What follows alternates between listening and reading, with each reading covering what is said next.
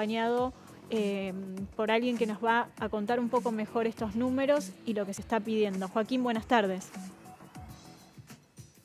Hola Mercedes, buenas tardes. Tal cual como decías, cada vez que hablamos de nuevas estadísticas respecto de femicidios, los números parecen ser cada vez peores. Esta vez conocimos las estadísticas que elabora la Casa del Encuentro mes a mes y los últimos, que datan hasta el 31 de marzo, indican que en lo que va del año, solamente estos tres primeros meses, hubieron 84 femicidios, es decir, 1 cada 26 horas. Con esta introducción le damos la bienvenida, gracias por recibirnos, a Laura Nova, que es abogada voluntaria de la Casa del Encuentro. Laura, ¿cómo va? Exactamente. Muchas gracias por acercarse a nosotras en primer lugar y tal como estás diciendo, estamos hablando de 81 femicidios de mujeres y niñas y 3 travesticidios o transfemicidios. Esa es la cifra que nos está acercando el primer trimestre del año y preocupa porque no viene... primero no estamos hablando solamente de una cifra, estamos hablando de vidas de mujeres que el Estado no supo cuidar. Y también estamos hablando de 85 hijos e hijas que quedaron sin su madre. Esa es la realidad con la que hoy nos enfrentamos. La República Argentina tiene que comenzar a asumir la responsabilidad que tiene, porque la situación de excepcionalidad de la pandemia se va levantando, sin embargo, el Estado no volvió todavía a su normalidad, el Poder Judicial tampoco, el Poder Ejecutivo no lo vemos. Entonces, ¿qué respuesta se le da a las mujeres? Esto es lo que venimos a plantear con el informe y con el reclamo que presentamos a finales del mes de marzo. Tal cual, respuestas que como siempre vemos en estos casos, Mercedes, son respuestas que no llegan porque de vuelta, según los números que elabora la Casa del Encuentro, en la mayoría de los casos fueron víctimas de sus parejas o exparejas, o sea que el conflicto ya se estaba elaborando dentro del hogar y no se pudo así todo prevenir. Exactamente, tenemos que además 20 de esas mujeres tenían denuncias ya efectuadas, es decir, que el Estado había tomado conocimiento, había medidas vigentes. Sin embargo, hay algo que siempre recalcamos, y es que con la denuncia no se pone un punto final a la situación, sino que lo que debe hacer el Estado es acompañar. Prevenir ya no pudo, ya la mujer sufrió una situación de violencia y está denunciando. Entonces, ¿cuáles son las herramientas y cuáles son las políticas públicas que se despliegan a posterior para brindar un acompañamiento a esa mujer? Y ese acompañamiento puede ser desde la primera medida, que implica un botón antipánico, o hasta relocalizar a esa mujer. La violencia no es solamente física, la violencia también es económica, es psicológica. Seguro.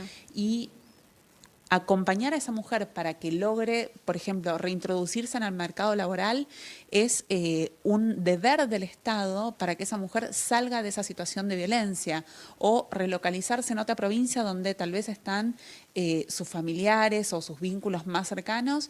Y no es trasladarse sola, también es trasladarse con hijos e hijas. Entonces, ¿cómo facilita este tipo de cuestiones para garantizar esa vida de violencia que Argentina se comprometió en los pactos internacionales? Eso es lo que estamos pidiendo. Ahora, Joaquín, no sé Laura, si Laura... vos hablás de lo que... Sí, trasladame lo que quieras preguntar, Mercedes, decime. Bueno, ¿dónde ve ella la mayor falencia? Ella decía, Joaquín, que todavía no volvieron a trabajar al 100% los juzgados y demás. Eso es grave porque de alguna manera se frenan todas las causas, no se avanza y la mujer sigue desprotegida. ¿Dónde más ella encuentra estas falencias? Estos huecos donde se deben ocupar inmediatamente. Sí, Mercedes Mora desde el piso me pregunta, además de las falencias en los juzgados que no reciben o reciben mal o tarde a las mujeres, ¿en dónde más el Estado está fallando para recibirlas? El primer lugar donde se falla normalmente es en las comisarías, que son las bocas de recepción de esta denuncia. Es fundamental que las mujeres sepan que nadie se puede negar a recibir una denuncia, sino que la comisaría recibe y posteriormente es el juzgado o la fiscalía quien analiza la pertinencia de esa denuncia y qué medidas se deben dictar. Y en el post de la denuncia, que la mujer se suele ir con medidas de protección dictadas, estas medidas de protección de acercamiento, de botón antipánico, de exclusión del hogar del violento, falla en este acompañamiento que se comprometió el Estado, ya que desde hace 2 años lo que se hizo fue crear el programa Acercar Derechos, que busca brindar un asesoramiento integral a esas mujeres con un equipo interdisciplinario que cuenta con una psicóloga, una trabajadora social y una abogada que acompañan a esa mujer en todo lo que es la parte social, en desplegar los recursos y políticas públicas del Estado para que esa mujer no vuelva a caer en una situación de violencia. Y a posterior analizar además si necesita o no un patrocinio jurídico gratuito. En eso hoy la certeza que tenemos desde Casa del Encuentro es que no está funcionando en todas las provincias. Joaquín. Paradójicamente, ese programa... Sí, Willy, te escucho.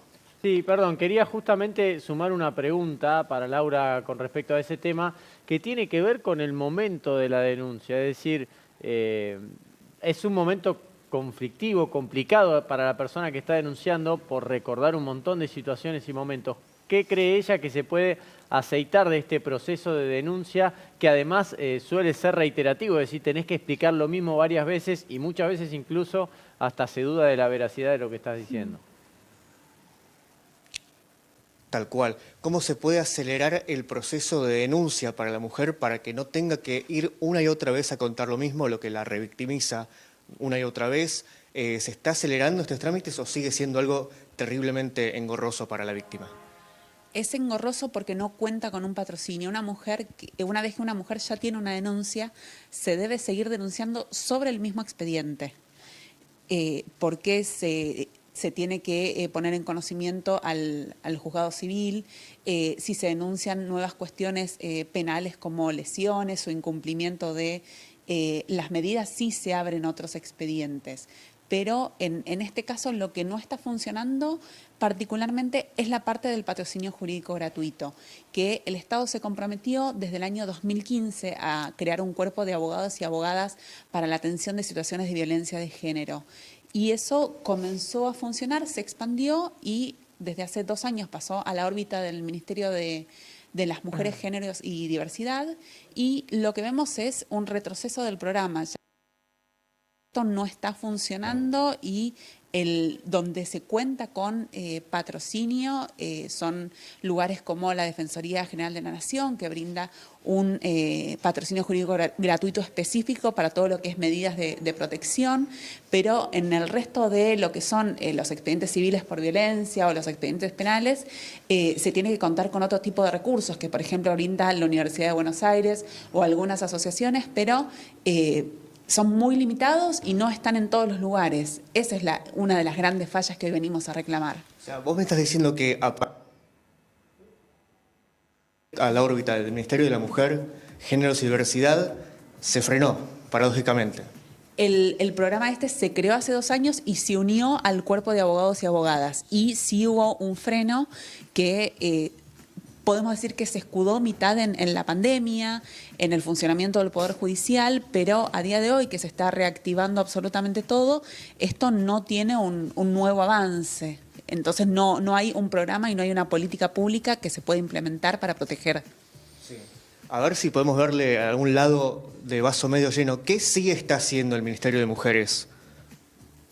Lo que nos gustaría se presentó un plan nacional, el segundo plan nacional con el inicio de esta gestión, y es que haya números claros en relación a qué es lo que se está haciendo con el presupuesto y de todas esas políticas públicas, que algunas son continuidad y otras son políticas públicas nuevas, que se rindan cuentas de cómo están funcionando, porque eso es vital para tener un análisis de cuánto se pudo avanzar en el territorio nacional. No estamos hablando solamente de ciudad, sino de ver qué acompañamiento se estuvo brindando en todo este tiempo. Es un deber del Ministerio y es un derecho que tenemos como ciudadanos y ciudadanas. Yo te hago una pregunta más, Laura. En el desglose de las provincias con más casos de femicidios, la provincia de Buenos Aires está a la cabeza, según el informe de ustedes. Y me decías antes, si le pasa algo a una mujer en la provincia de Buenos Aires, empieza a rezar. ¿Por qué me decías esto? Por cómo nunca se volvió a activar. No hay un funcionamiento real y un acompañamiento real. Hoy Casa del Encuentro, que tiene su sede en Ciudad Autónoma de Buenos Aires, está asesorando mujeres de provincia de Buenos Aires, y no hablamos de primer cordón, segundo cordón, sino que estamos hablando de toda provincia de Buenos Aires y de todo el país. Utilizamos Zoom, que es una gran herramienta, pero una vez que se atiende a la mujer, lo que hacemos las profesionales es buscar los recursos que estén funcionando y vemos que siguen estas restricciones, que atienden tal vez 2 horas por día o 3 veces por semana y no brindan un acompañamiento real. Una mujer que está en una situación de violencia no siempre puede hacer una llamada en el horario que se lo requieren o enviar un WhatsApp porque es el violento quien está controlando su teléfono. Hay cosas que tenemos que realmente levantar ya este velo de la pandemia. Y un servicio de atención a mujeres en situación de violencia fue declarado como esencial. Debería estar funcionando correctamente casi desde el inicio de la pandemia. A día de hoy no se hizo ni en el primer momento y a día de hoy menos. Laura, Joaquín, ¿y qué pasa con los niños? Porque esto es una... Sí, Laura, sí, Mercedes, decime. Continúa con lo del tema de los niños. No, Pero le sí, quería preguntarle a Sí. Laura que esto es una doble tragedia porque no solamente pierde la vida una Por mujer, supuesto. sino que los niños, los hijos, se quedan solos, sin la madre y también, en muchos casos, también sin el padre porque el femicida se quita la vida también luego de cometer el crimen, ¿no? Exactamente, ahí estamos hablando del punto máximo de la violencia, en donde el femicida en un acto de control de absolutamente todo termina con la vida de la mujer y termina con su vida. Eso tiene una consecuencia que infiere en forma directa en los familiares de la mujer que tampoco tienen a posterior un juicio que pueda, entre comillas, brindar justicia frente a la situación que se vivió. No sirve para cerrar una etapa y quedan niños y niñas sin su madre y también sin su padre, que fue un violento. No tienen posibilidad de cerrar una etapa. Por eso existe Ley Brisa, que es una reparación económica para hijos e hijas víctimas colaterales del femicidio de su madre, que incluye, además de una reparación económica, una parte de salud integral, en donde se busca que haya especialistas de la salud que abarque desde lo clínico hasta lo psicológico, que estén especializados en violencia de género, tal como garantiza Ley Micaela, para acompañarlos en ese proceso de sanación y de salir de la situación de violencia.